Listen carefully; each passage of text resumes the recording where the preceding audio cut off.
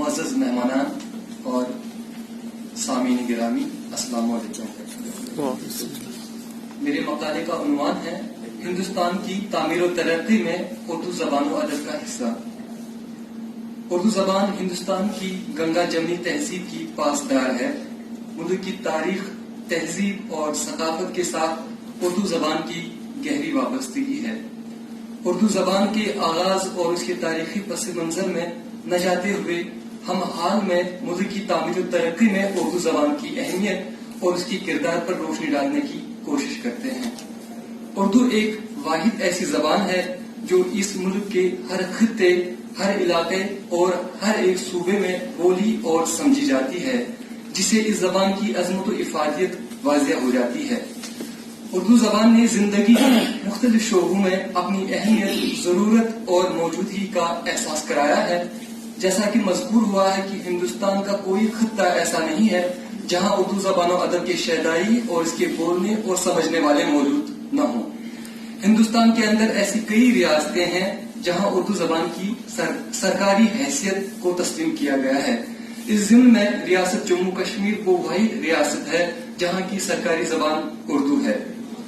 جموں کشمیر کی تاریخی، لسانی، تعلیمی، تہذیبی اور ثقافتی صورتحال کو مد نظر رکھتے ہوئے اسے وہاں سرکاری زبان کا درجہ دیا گیا۔ پہلے پہل جموں کشمیر میں اردو زبان کو وہ تمام اختیارات حاصل تھے جو ہونے چاہیے تھے۔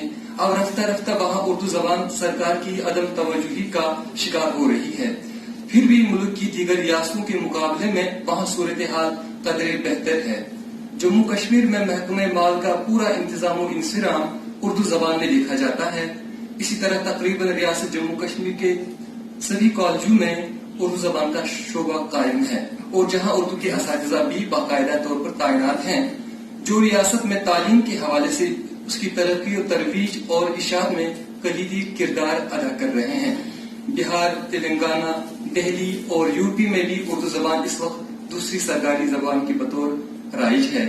کہتے ہیں کہ ضرورت ایجاد کی ماں ہے، اور ظاہر ہے کہ حکومت نے ان ریاستوں میں اردو زبان کی اہمیت کو سمجھتے ہوئے ہی اسے دوسری زبان کے بطور تسلیم کر لیا ہے۔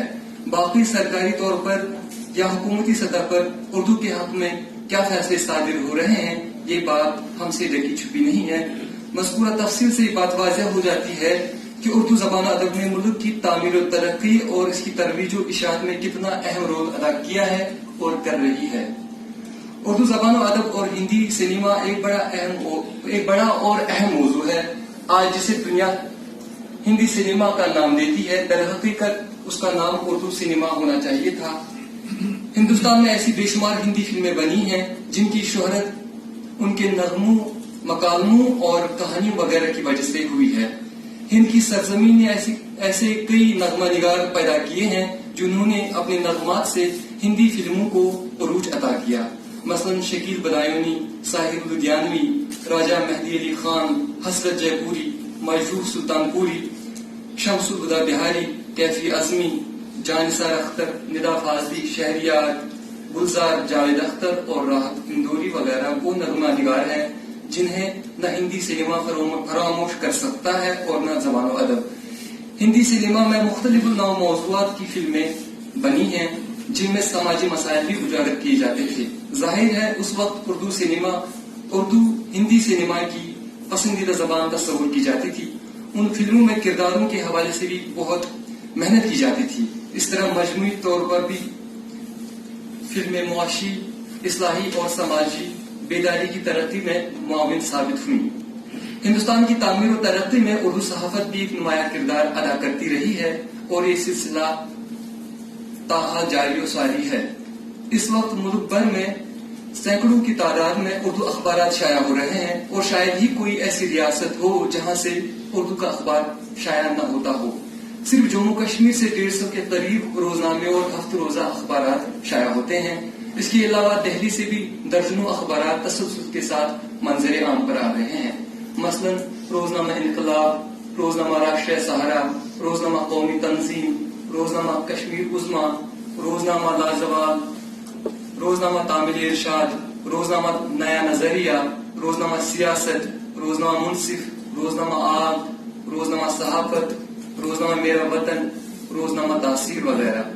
یہ تمام اخبارات عصر حاضر کے سبھی تقاضوں پر کھرے اترتے ہیں اور ان میں سیاسی، سماجی، سائنسی، معاشی، مذہبی، ادبی اور اصلاحی موضوعات پر معلوماتی مواد شائع کیا جاتا ہے. اس کے علاوہ سرکاری و نیم سرکاری اداروں سے بھی سینکڑوں کی تعداد میں ادبی، مذہبی، طبی اور اصلاحی رسائل و جرائد شائع ہوتے ہیں. مثلا اردو دنیا، خواتین دنیا، آج کل، ایوان اردو، زبان و ادب، صبر، تہذیب الاخلاق، شیرازہ، قومی زبان، بچوں کی دنیا، امنگ وغیرہ. ان رسالوں میں چھپنا ایک ادیب، قلمکار اور اسکالر کے لیے اعزاز تصور کیا جاتا ہے. برقی صحافت میں ریڈیو اور ٹیلی ویژن کمیونیکیشن کے دو بنیادی ذرائع ہیں. ان دونوں ذرائع کی پہنچ ملک کے ہر تعلیم یافتہ اور غیر تعلیم یافتہ فرد تک ہے. ریڈیو سے اردو کی بے حد معلوماتی پروگرام نشر ہوتے ہیں جن میں اردو خبروں کے ساتھ ساتھ ڈاکٹر آن لائن، ریڈیائی ڈرامے، فنکاروں سے ملاقات، سائنسی کوئز، کرشی درشن، ادبی مباحث و مشاعرے وغیرہ بھی شامل ہیں. اسی طرح ٹیلی ویژن بھی برقی صحافت کا ایک اہم ستون مانا جاتا ہے. ٹیلی ویژن میں زبان شناسوں کے لیے ایک چینل ڈی ڈی اردو اہم ہے.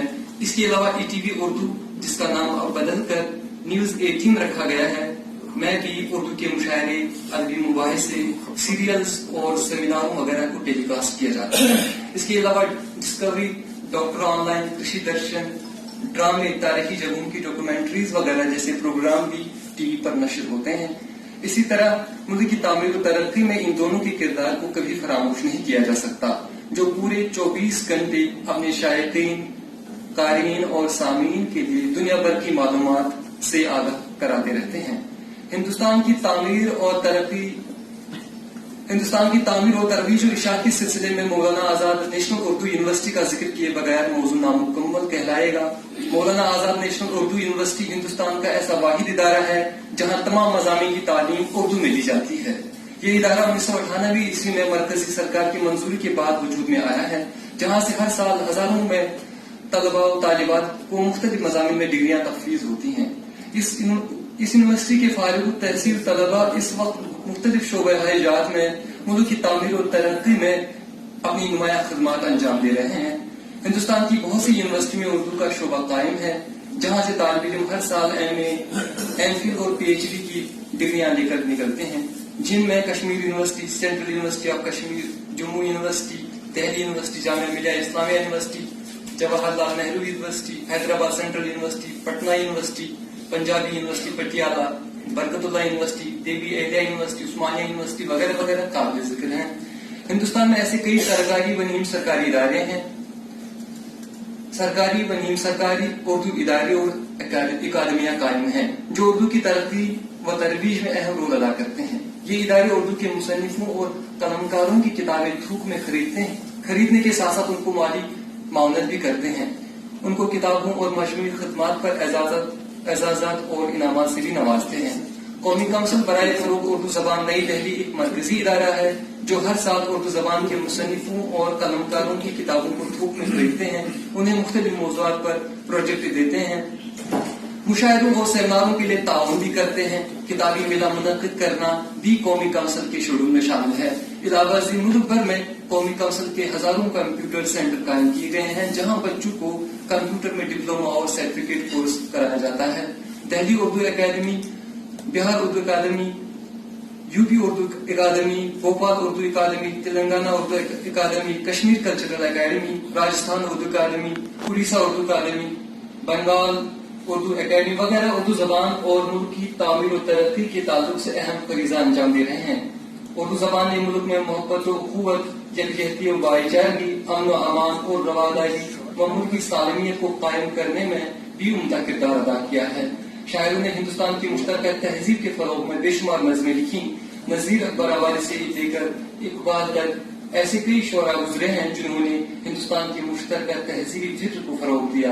اسی طرح ملک کی تعمیر و ترقی میں مدارس نے بھی قابل ذکر رول ادا کیا ہے. مدارس سے فارغ التحصیل طلباء ہندوستان کی تعلیمی، سیاسی، سماجی، معاشی اور اقتصادی ترقی میں حصہ لے کر اپنی نمائندگی کا احساس دلاتے ہیں.